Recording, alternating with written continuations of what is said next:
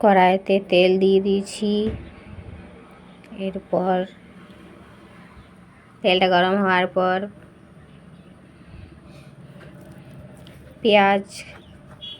পেঁয়াজ কাটা, আদা রসুন লঙ্কা গাজর কাটা দিয়ে দিলাম তেলের মধ্যে।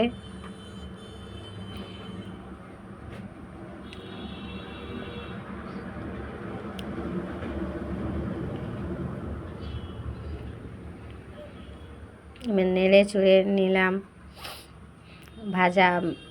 তেলের মধ্যে ভাজা হয়ে গেলে তারপর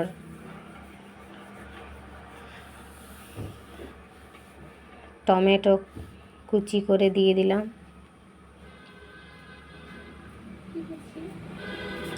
তারপরে নুন দিয়ে দিলাম। ওটা ভাজা হয়ে গেল। তারপরে সস দিয়ে দিলাম। সস দেওয়া হয়ে গেল। তারপরে একটু নেড়ে চেড়ে নিলাম। তারপর পাস্তা মশলা, ওটা ভালো করে দেওয়া হয়ে গেল। তারপর পাস্তাটা দিয়ে দিলাম। পাস্তা দেওয়ার পর এটাও নেড়ে চেড়ে নিলাম।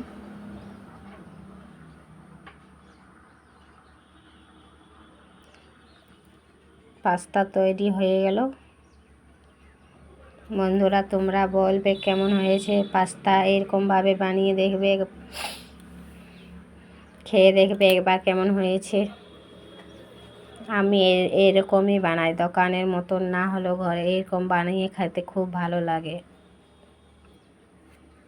এর প্লেটের মধ্যে নিয়ে নিলাম। এবারে আমার ছেলেকে একটু খাইয়ে দেখব কেমন হয়েছে।